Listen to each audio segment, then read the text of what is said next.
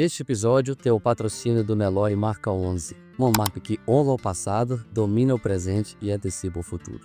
E coloque na agenda, dia 26 de julho teremos o leilão Nelore Marca 11. Será um leilão de 60 touros, novilhas e doadoras. Coloque na agenda, esperamos por vocês. Então é isso, estamos aqui hoje da presença desse ilustre rubinense, que é o seu Adão Soares Antunes. Estamos aqui hoje, ele nos recebendo na sua propriedade, para a gente fazer um bate-papo e mais uma edição do nosso SPRcast, a voz do produtor rural. Esse trabalho ele visa registrar momentos dos nossos produtores rurais do município de Rubim e trazer um pouco mais da história do desenvolvimento do nosso município e da pecuária da nossa cidade. Seu Adão, é um prazer o senhor nos receber aqui hoje para falar um pouco sobre a trajetória da pecuária do nosso município. O senhor, que é um grande produtor, é um exemplo para todos nós aqui do município que estamos na pecuária de nosso município. Então é um prazer poder fazer esse bate-papo com o senhor aqui hoje. Eu garanto a você que o prazer é todo meu. Eu não tenho muito a dizer, não, porque eu crio só boi, não tem muita história. Mas eu iniciei em engordar boi e nós já temos vários aí engordando boi. Naturalmente gostaram, né, do serviço. Certo.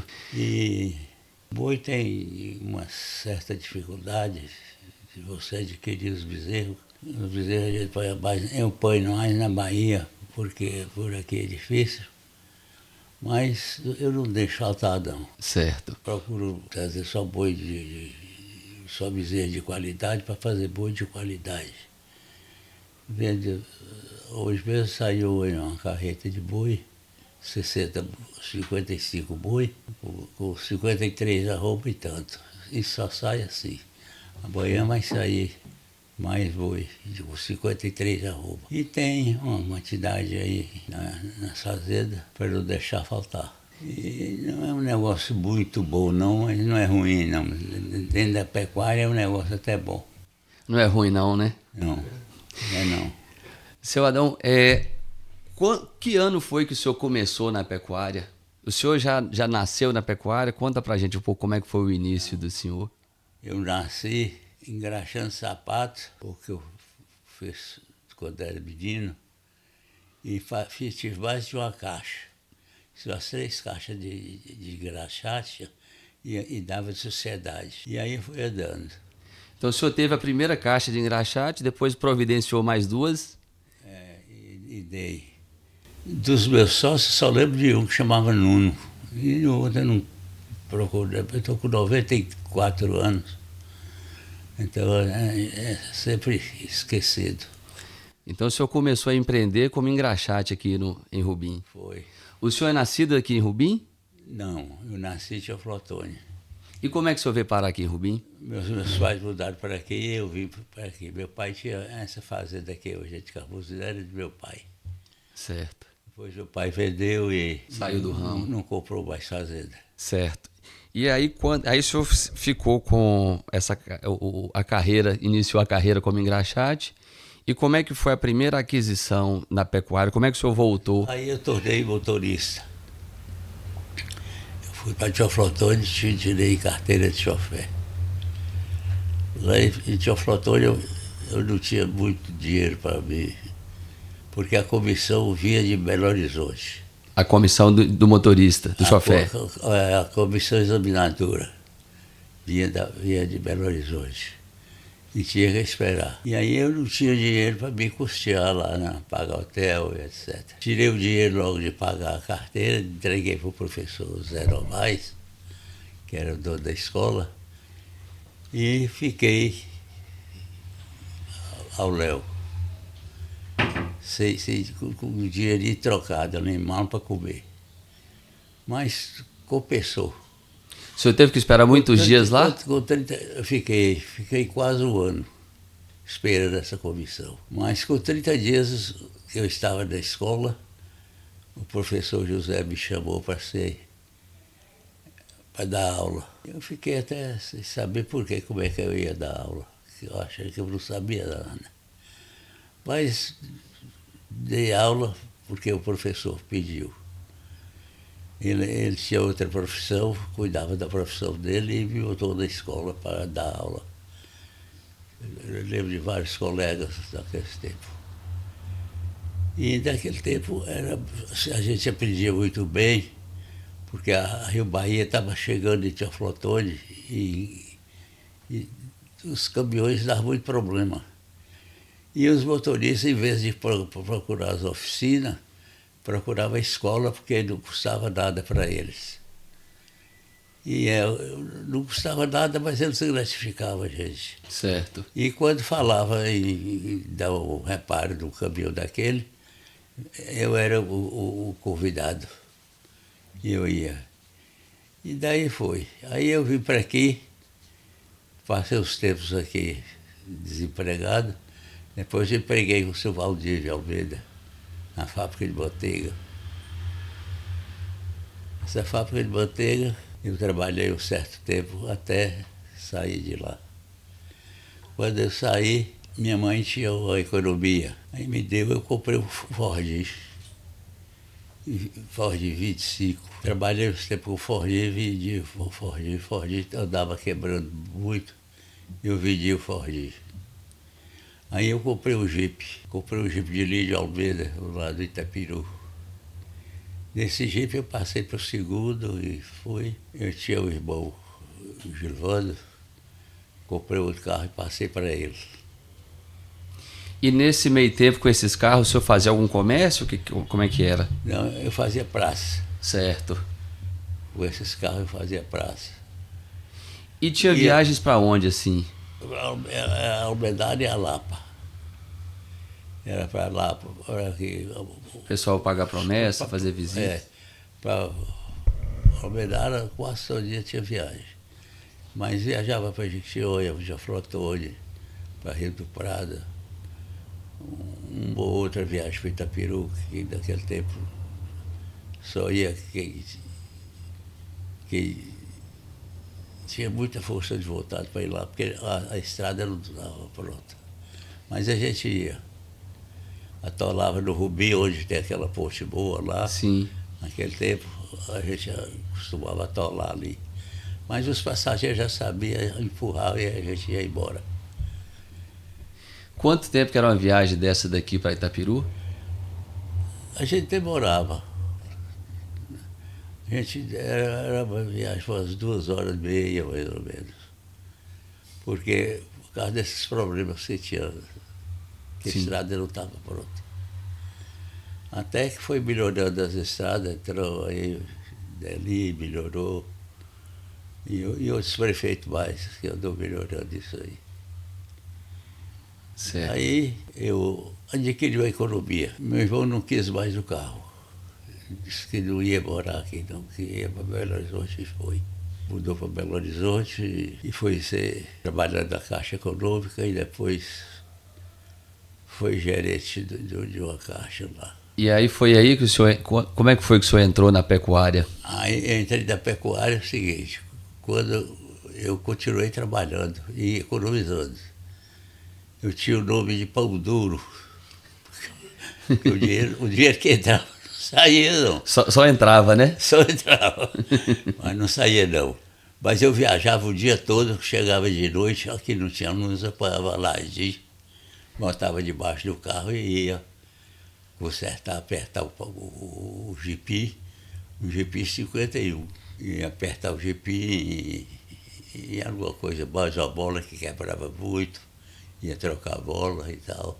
No outro dia de madrugada eu já saía, quando já tinha uma viagem. Não perdia tempo, né? Não podia perder tempo. Era eu, minha mãe e meu irmão e uma irmã. Eu ponhei minha irmã e botei para estudar em Araçuaí. E ela formou lá. Quando ela formou, ela veio para aqui, lecionou aqui os tempos, aí casou. Fui morar em Valadares. E eu continuei fazendo praça.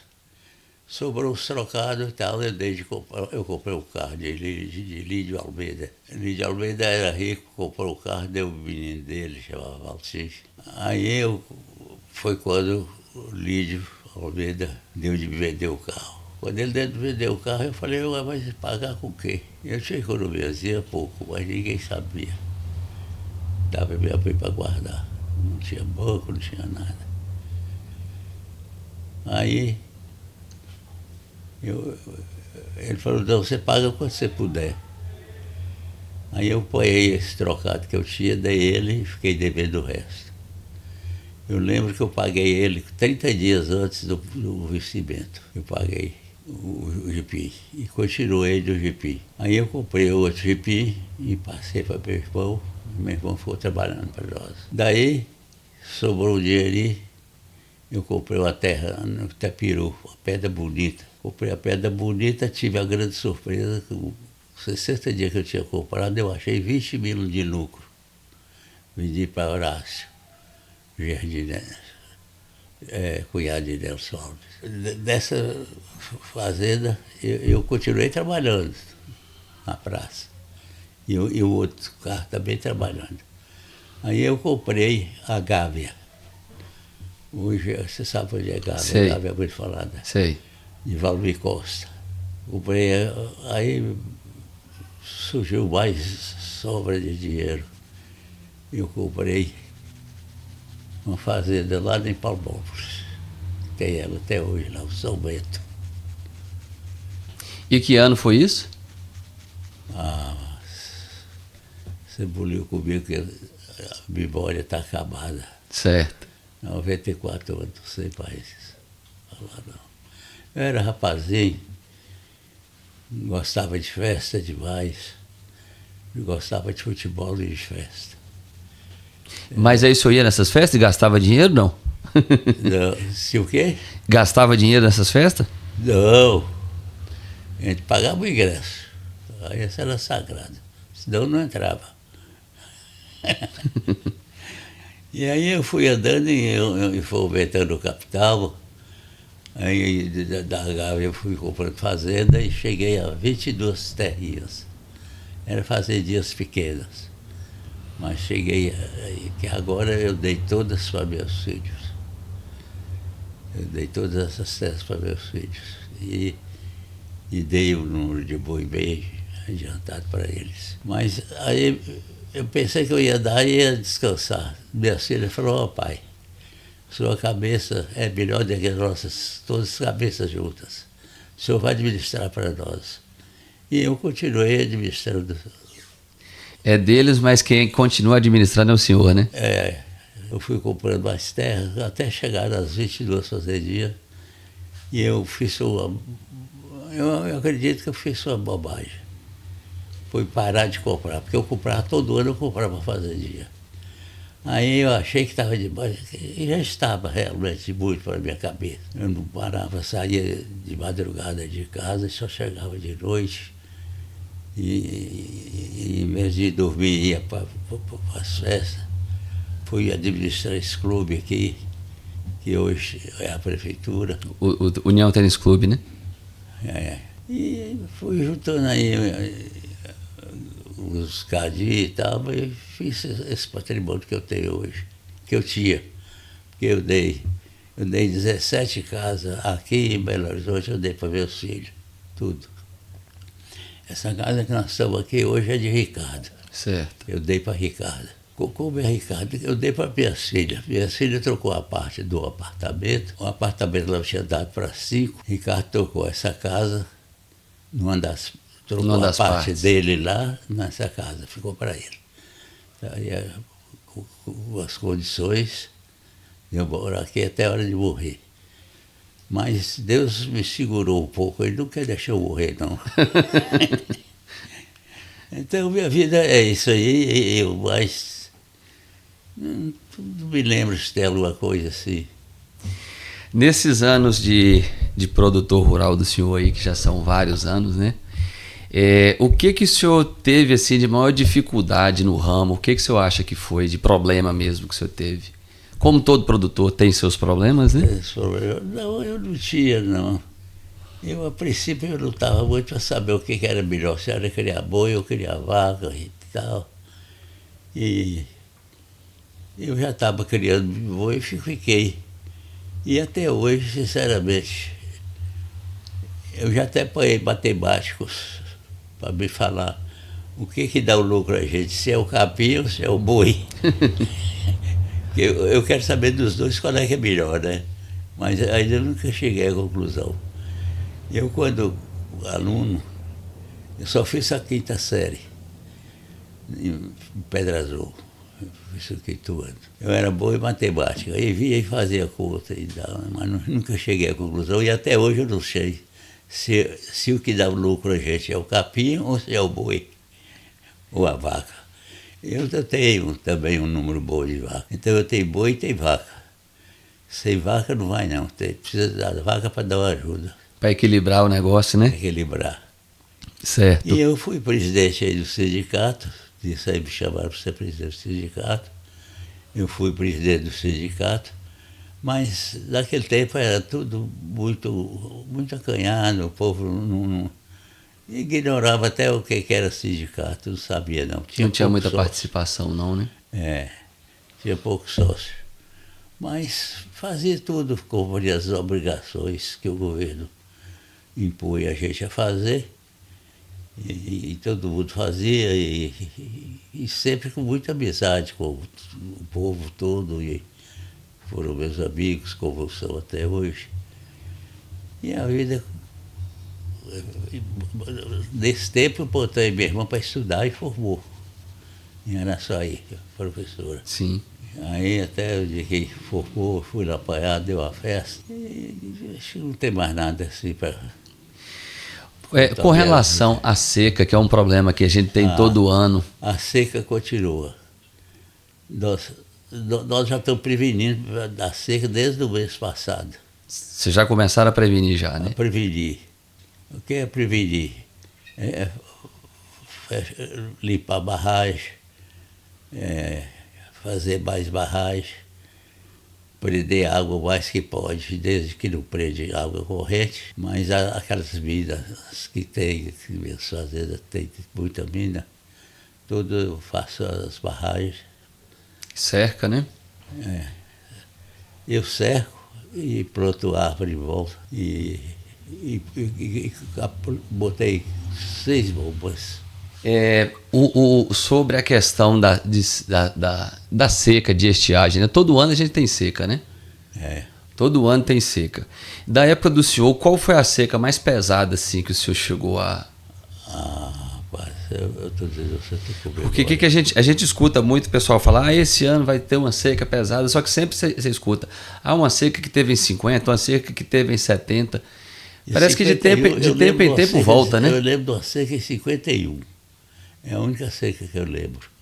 Mas nessas secas aí eu me prevenia com prender dama e eu acertei 6 bombas para abastecer as fazendas, né?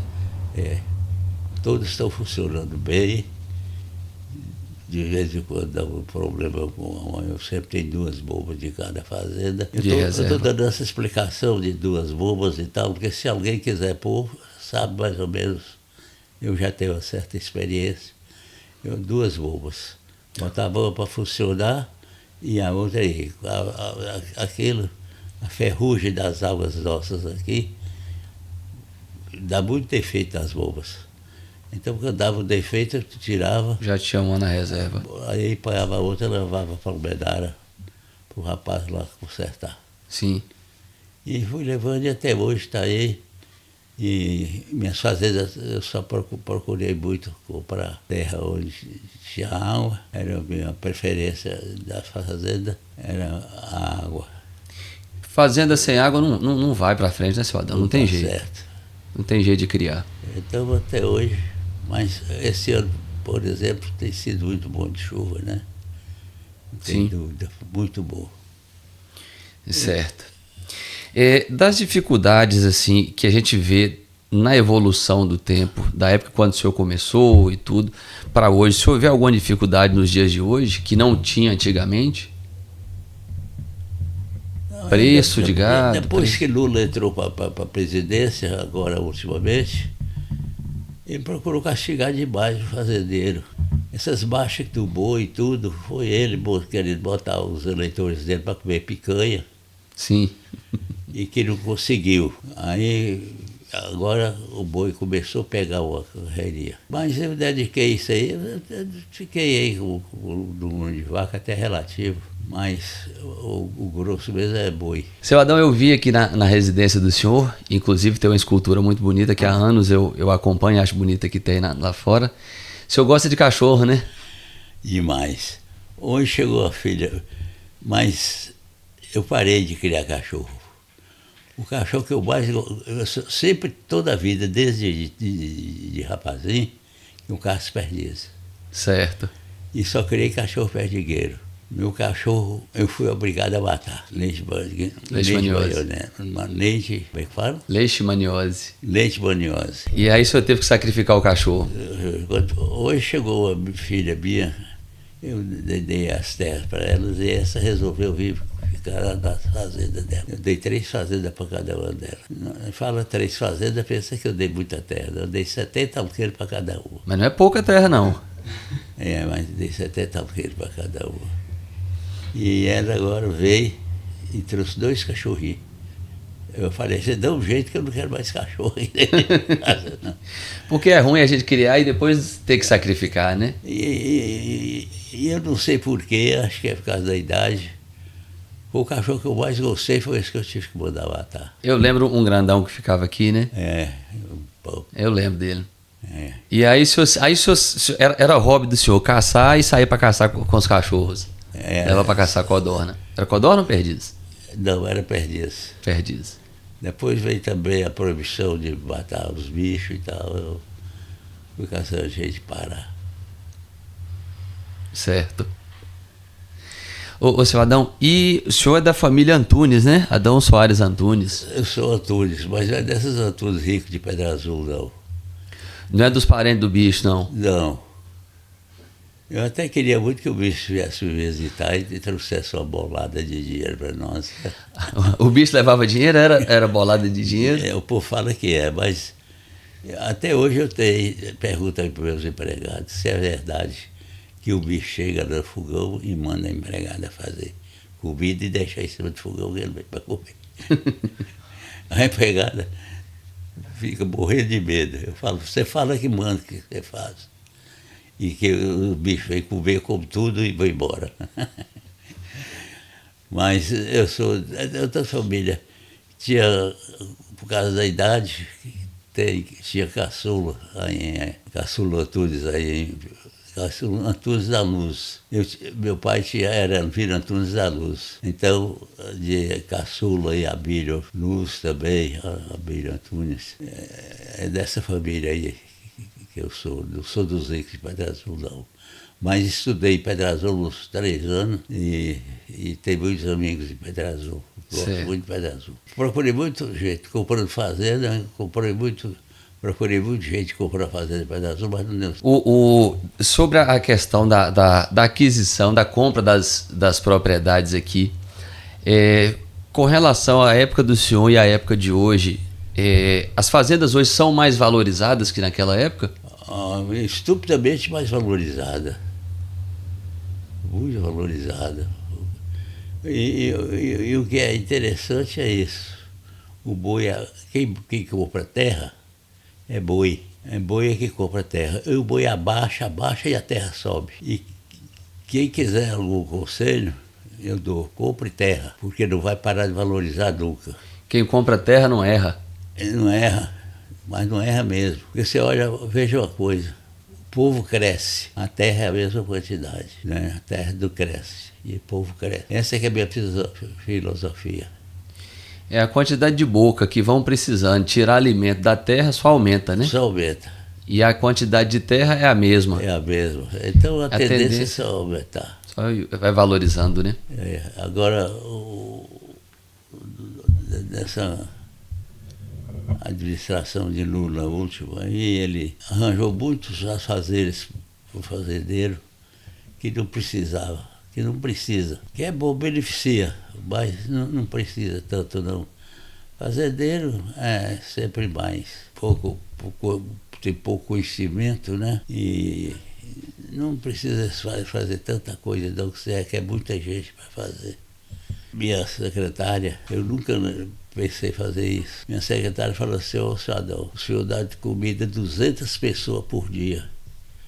Eu falei: mas como? O senhor não tem 200 pessoas? Ela falou: tem, eu já fiz os cálculos aqui todos, o senhor dá comida 200 pessoas por dia. Eu falei: como é que você fez essa conta? Ela falou: o senhor tem 42 famílias de carteira assinada. Dessas 42 famílias, eu multipliquei por 5, que é a média de fazenda, principalmente o Seita Roça. Ele não tem muito serviço, vai fazer menino. Então, eu calculei 200 pessoas. De fato que... Aí ela falou: o senhor tomou choque? Eu falei: não. Eu fiquei, foi alegre, que eu queria estar dando comida, era 400. Foi a resposta para ela. E continuo com ela aí, porque é muito boa funcionária. É Silvia. Vocês conhecem demais. Sim.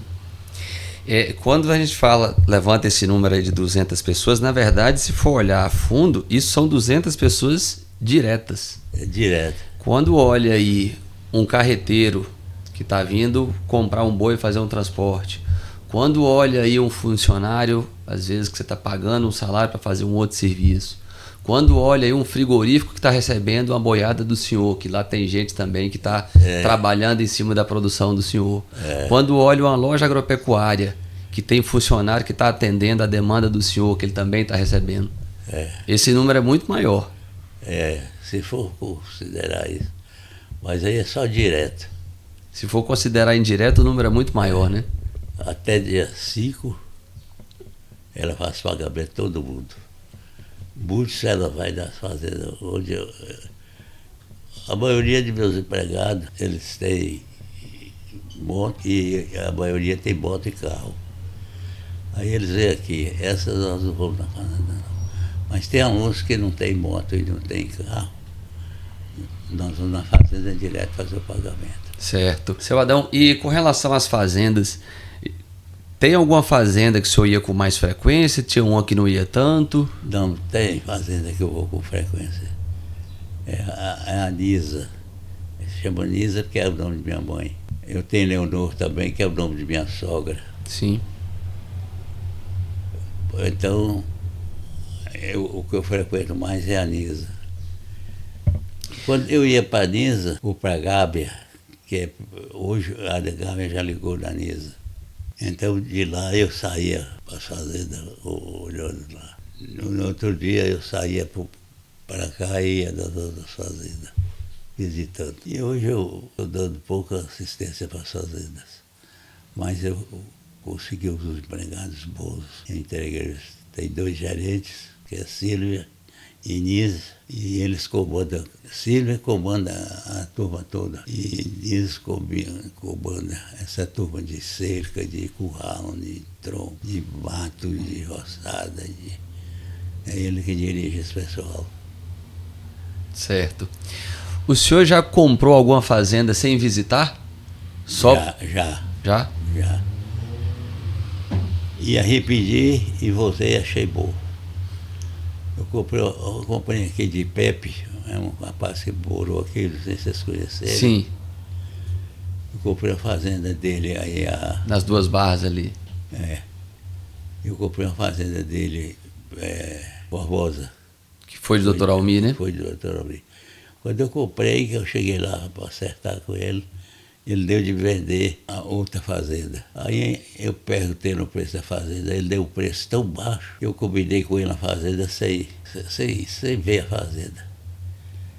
Depois que eu vi a fazenda, eu falei: minha nossa senhora, olha o que é que eu comprei. Foi um desastre. Aí eu tive uma ideia. Eu já plantava capim, muito capim. Eu tirei a bolsa da fazenda toda e mandei fazer análise de solo, né? Fazer exame de solo e apliquei lá 31 toneladas só dela. Eu apliquei 31 toneladas de calcário. Não era mesmo calcário, não, era de adubo. Porque Da mesma fazenda tinha região precisava de calcário e a outra Outros adubos, né? ingredientes, Outros minerais. outros minerais. Hoje é uma das fazendas que mais resiste. Gado é ela.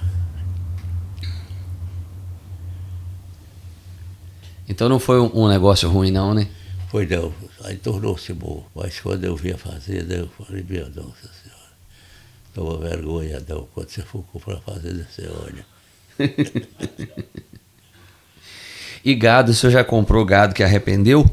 Não. Eu nunca. Essa fazenda eu arrependi, hoje eu sou muito satisfeito com ela. Eu dei ela para uma filha. Eu dei 3 fazendas para cada filha. E essa eu dei também. E de compra de gado, já aconteceu do senhor fazer uma compra ou alguém comprar o gado para o senhor, que o senhor receber, que o senhor olhar o gado e falar assim, não é isso que eu queria não. Ah, isso acontece de vez em quando. Mas não é tão ruim assim não. Bota nas fazendas, as fazendas são todas boas. Então o bezerro tem sofra do boi bom. Tendo comida de sobra, né? Tanto comida de sobra e minerais. Você não pode dispensar. E me dando sorte, né? Bons fregueses, eu tenho uma freguesia muito boa. Que compra e que me vende. O senhor já teve assim, algum prejuízo com seca? De perder gado, uma quantidade maior? O maior prejuízo que eu já tive foi com o Curisco. O Curisco, na ocasião, matou 12 vacas. As maiores reses que eu tinha, o Curisco matou de uma vez só, aí no Itapiru. Tinha o IP lá em cima, no alto, e essa cerca via até na porta da casa. E estavam as vezes maiores que eu tinha, como boi manso e reprodutor, tudo, vaca. Estava junto da casa deitado. Quando eu escureci lá, o Gida era meu vaqueiro dizendo para o moçada, o arroeiro estava no chão, deitado. Da hora do relâmpago, o arroeiro jogou do lado de cada cerca. Eu não entendi como é que foi isso, mas foi ele que me contou. E morreu essas vezes aí. Caiu no IP e veio andando pela cerca, né? Deve ter... O choque desceu. Foi. E foi só, não mais. O mais é natural, morre. Eu perco muito boi. Considero que é muito, porque a gente não quer perder nada, né? É. Mas com cerca de arame, tem muita cerca. Na fazenda é muito dividida. E é com arame liso. E eu perco muito boi do arame liso. Engancha a perna. Quando eu acho, ele está de pendurado lá, já morto. Ou quebra a perna. Há uns 6 meses atrás eu cortei uma cerca do senhor e liguei para a Silvia e falei Foi, que né? tinha uma vaca enganchada. Eu tentei falar com o Edinho, lá na fazenda que Edinho trabalha. É. E não consegui, eu entrei, desamarrei um fio e o outro não teve jeito, que a vaca estava enganchada, a novilha estava enganchada. Bem perto daquela ponte que eles estão fazendo, que a prefeitura fez por último lá. Sei. E aí não teve jeito, eu estava com a ferramenta, eu cortei lá e liguei para a Silvia e contei para ela. Então é o tipo de coisa que acontece, né? Um animal dá de pular a cerca ali, engancha e amarra, né? Pois é, e agora eu vou lhe agradecer por você ter cortado. Eu acho que é obrigação nossa ajudar uma outra, né? É isso aí. Eu tava passando de carro, eu vi a cena, eu voltei, fui na casa, a Edinho não tava, acho que ele tinha vindo em Itapiru, alguma coisa assim. Liguei pra Silvia e falei com ela, falou, tá acontecendo isso, isso e isso. E eu vou soltar aqui. É. A cerca vai ficar desamarrada. Aí desamarrei, mas teve um que não teve jeito, eu cortei a cerca. É a única fazenda que eu crio vaca é ali. Seu Adão, e do período aí que o senhor esteve como presidente do Sindicato Rural, o que o senhor achou de administrar essa entidade aí? Então é uma coisa que a gente faz, eu não sei se hoje tem ordenado, naquele tempo não tinha ordenados. Você faz para servir a classe. Então cada um que vai para ali caça a gente fazer o melhor. Dá uma contribuição, né? É uma contribuição que dá e caça a gente fazer o máximo que pode. Então, Foi o que eu procurei fazer, o que eu podia fazer. O povo negava muito ser sócio do sindicato, não via muito. E naquele tempo era bobagem que pagava. Hoje eu não sei nem quanto. Hoje o valor continua sendo irrisório, né? A quantidade de serviço que oferece, eu estava conversando com o senhor mais cedo, explicando e falando a quantidade de serviço que oferece. Hoje nós temos, além de Rubim, mais 7 ou 8 municípios que temos associados, né? Então nós temos um volume maior de serviço, então você consegue atrair mais gente, né? Quantos funcionários você tem aí? Hoje o sindicato diretamente são 3 funcionários que tem. Só 3? Só. E atendemos a mais de 140 associados. Então tem uma turma bem eficiente que consegue, né, prestar uma quantidade de serviço grande e com um número reduzido de funcionários. E nós também temos a FAENG, né, que é a federação, que por trás nos ajuda muito com orientação, com suporte técnico, com os programas, com os cursos do Senac, que ajudam, né, a gente a oferecer mais serviço, que quanto mais serviço a gente oferecer, mais a gente consegue agradar o produtor, né, e atrair o sócio, né? Então hoje nós estamos caminhando nessa pegada aí para fortalecer o sindicato. Mas sobre a questão da pecuária aqui, o senhor já desfez de alguma propriedade? Já vendeu alguma coisa?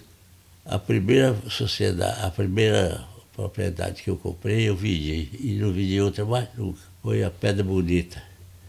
Eu comprei ela com 60 dias. Eu nunca tinha visto falar de 20 mil conto. Com 20 dias, com 60 dias que eu tinha comprado, eu achei 20 mil conto de lucro. Aí eu vendi. E comprei. Eu vendi ela por 24 mil. Comprei a Gávea por 120. Eu tinha as economias. E comprei a Gávea. Da Gávea adiante eu comecei a comprar terra. E não devia ter parado. Aí eu parei e fiquei faltando competência para continuar comprando. Por que eu comprava terra todo ano? E no primeiro ano que eu parei, eu não tive mais competência para comprar.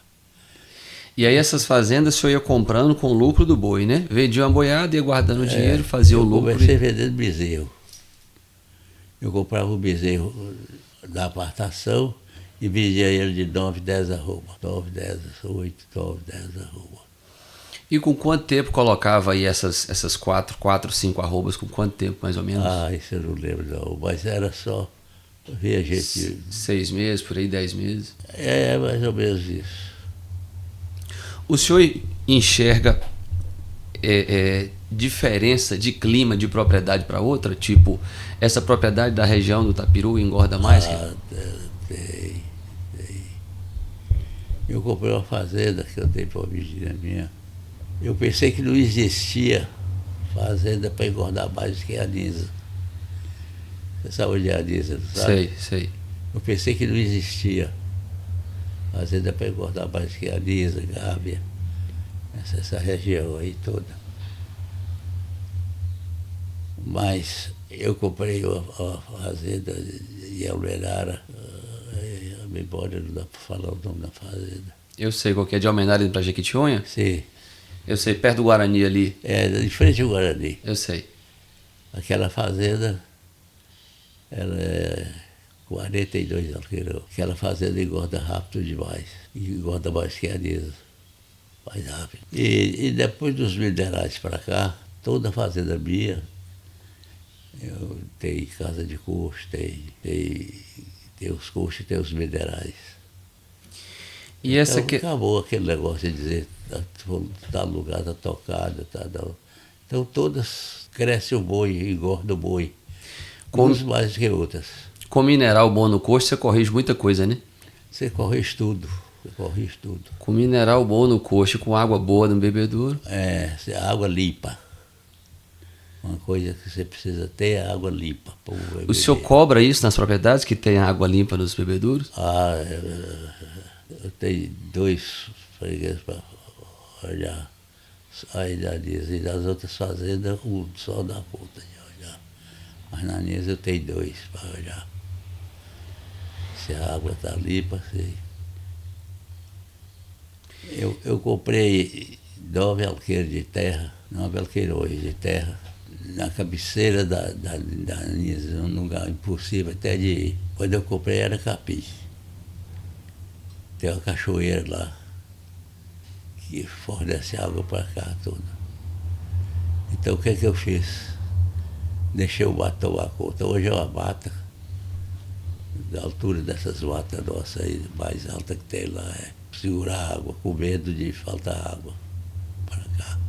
Mas até hoje nunca faltou, não. É com esse trabalho que o senhor fala que vem fazendo, cercando nascente, protegendo nascente, isso aí contribui muito para não faltar água, né? É porque o que a gente vê às vezes é o pessoal que não cerca, que não protege as nascentes, que deixa o gado pisotear tudo, pensa que não, já está as nascentes tudo secando, né? E essa questão da proteção é o que tem segurado a água nas propriedades, né? É isso mesmo. Seu Adão, e com relação a acreditar em Deus, o senhor acredita em Deus? Demais. E o senhor acha que Eu nunca admiti que eu economizei, que esse patrimônio que eu tenho, que eu fiz por inteligência, por capacidade. Se Deus não me ajudasse, eu não teria isso. Eu acho que aí teve a mão de Deus. Eu falo que é difícil um produtor rural que não acredita em Deus, né? Que ali você vive a natureza, você vive a mão de Deus o tempo todo. Então é difícil, né? É difícil. Você plantar uma semente ali, você não saber... Deus existe. Eu acredito demais em Deus. E nunca pude acreditar que eu sozinho. Eu falei isso para os meus filhos. Eu não posso admitir que eu ganhei sozinho. Eu superei muito o produtor rural. Outra coisa, todas as fazendas que eu comprei foi a dinheiro. Eu não tive uma fazenda para me comprar e pedir prazo. Todas eu comprei, eu tinha o dinheiro. Não precisava nem de prazo, né? Não precisava prazo não. Mas às vezes eu fazia isso. Eu comprava a fazenda, o dinheiro estava guardado. Mas às vezes eu chegava para o proprietário para você me dar 30 dias, 60 dias de prazo disso.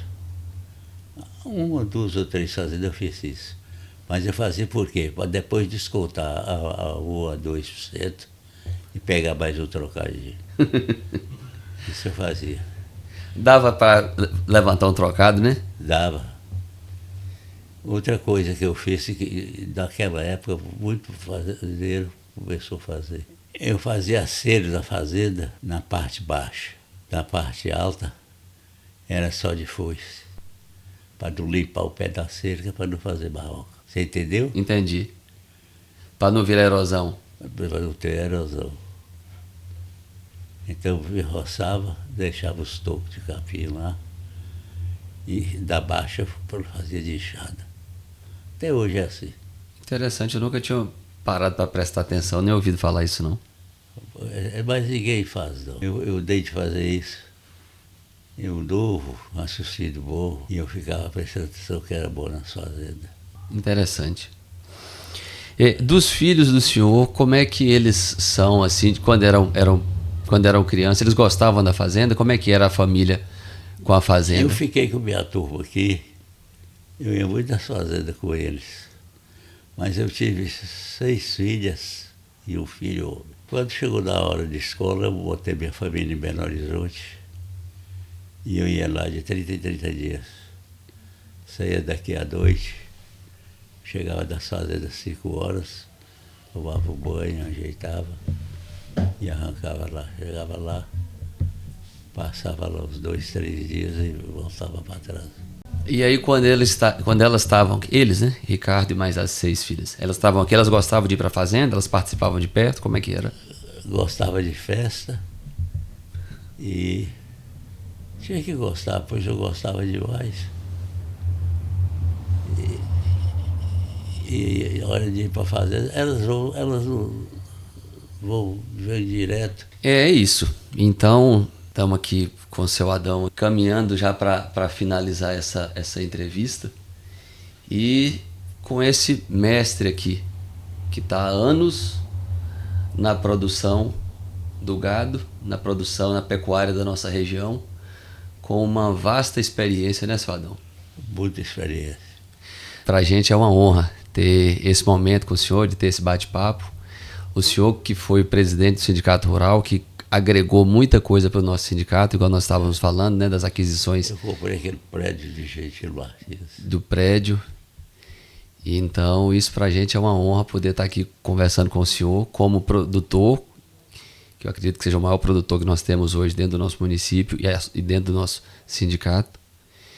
E também foi presidente do nosso sindicato, e que cada presidente que teve deu uma contribuição muito grande, né, pelo que nós temos e pelo onde nós estamos hoje. É graças a vocês, o que vocês fizeram lá atrás. Então agradecer ao senhor. Da minha parte, muito obrigado. Pela contribuição que o senhor fez e ainda faz muito no nosso município. O senhor ainda é um grande comprador de bezerro da nossa região. O senhor ainda fomenta muito e contribui muito com a nossa pecuária. Então, em nome de todos os produtores, eu queria agradecer ao senhor, né, por o senhor estar conosco e trabalhando conosco até hoje aí, com os seus 94 anos participando conosco.